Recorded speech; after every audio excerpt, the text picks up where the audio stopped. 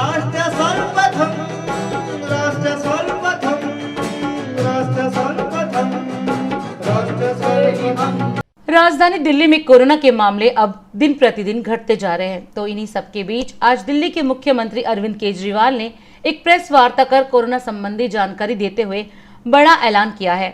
मुख्यमंत्री ने कहा कि कोरोना काल में कोरोना महामारी से जिन बच्चों के सिर से पिता का साया उठ चुका है, यहाँ जो बच्चे अनाथ हो चुके हैं, उनकी परवरिश की जिम्मेदारी राज्य सरकार की होगी। यहाँ तक कि किसी भी स्थिति में उन बच्चों की शिक्षा बाधित नहीं होगी।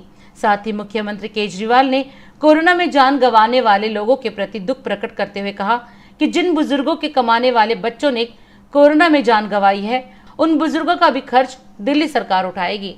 इतने मायूसी के माहौल में आपको एक सुखद खबर देना चाहता हूँ। पिछले 24 घंटों में कोरोना के दिल्ली में 10,000 से कम केस आए हैं।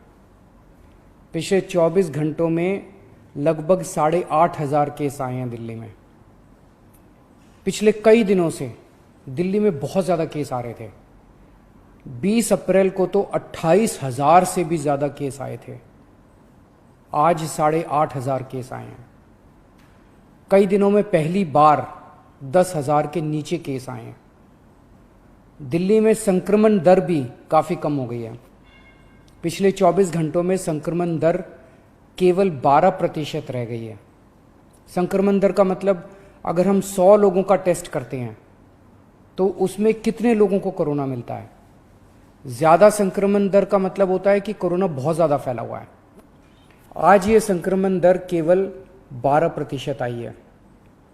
22 अप्रैल को ये 36% तक पहुंच गई थी दिल्ली में संक्रमण दर।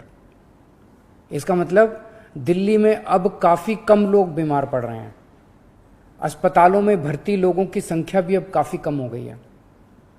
पिछले 10 दिनों में दिल्ली के अस्पतालों में कोरोना के 3,000 से ज़्यादा मरीज कम हो गए हैं।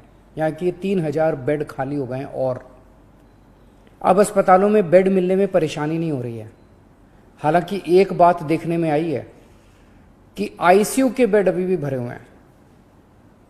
इसका मतलब सीरियस मरीजों की संख्या अभी ज़्यादा कम नहीं हुई है। अभी भी दिल्ली के अस्पतालों में आईसीयू बेड लगभग सारे भरे हुए हैं। इस दिशा में भी आपकी सरकार काम कर रही है। लगभग 1200 नए आईसीयू बेड बन के तैयार हो गए हैं और आज या कल में ये चालू होने वाले हैं। इससे अपने दिल्ली वासियों को काफ़ी राहत मिलेगी। दिल्ली में जो केस कम हो रहे हैं, इसमें हर दिल्ली वासी का बहुत ज़्यादा सहयोग रहा है। हमने दिल्ली में बहुत कड़ा लॉकडाउन लगाया, लेकिन दिल्ली वासियों ने उसमें पूरा सहयोग किया। सबने पूरी तरह से लॉकडाउन का पालन किया। आज सब लोग बात कर रहे हैं कि दिल्ली वासियों ने इतने कम समय में कोरोना के केस कम कैसे कर लिए। ये केवल और केवल दिल्ली वासियों के अनुशासित आचरण की वजह से हुआ है। लेकिन लड़ाई अभी जीती नहीं गई है। लड़ाई अभी बाकी है। अभी भी 8,500 केस आए हैं। इनको 0 तक ले जाना है। कोरोना को पूरी तरह खत्म करना है। और दूसरी बात, हम अगर अब ढीले पड़ गए तो ये केस फिर बढ़ जाएंगे। दिल्ली सरकार भी अपने इंतजामों में कोई कमी नहीं छोड़ रही।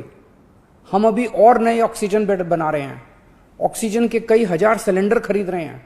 नए नए आईसीयू बेड बना रहे हैं, ताकि भगवान ना करे अगर कोरोना के केस फिर से बढ़ गए तो हमारी तैयारी में कोई कमी नहीं होगी। पिछले कुछ दिनों में बेहद दुखदाई, बहुत दुखदाई दिन बीते। पिछले सभी कोशिशों के बावजूद हम अपने कई दिल्ली वासियों को बचा नहीं पाए। कई परिवारों में तो 1 से ज़्यादा मौत हुई है। मैं भगवान से प्रार्थना करता हूँ कि इन सभी आत्माओं को शांति प्रदान करे। मैं ऐसे कई बच्चों को जानता हूँ जिनके दोनों माता पिता चल बसे, अब उनका इस दुनिया में कोई नहीं है। मैं ऐसे सभी बच्चों को कहना चाहता हूँ कि उनके दुख को मैं समझता हूँ, पर आप चिंता मत करना बच्चों। आप अपने आप को अनाथ मत समझना। मैं हूं ना। किसी भी बच्चे की पढ़ाई बीच में छूटने नहीं देंगे। हर बच्चे की पढ़ाई जारी रहेगी।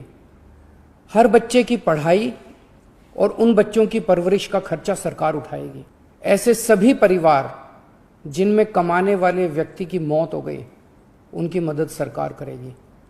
दिल्ली के 2 करोड़ लोग, हम सब एक परिवार हैं। इस दुख की घड़ी में हमें एक दूसरे की मदद करनी है।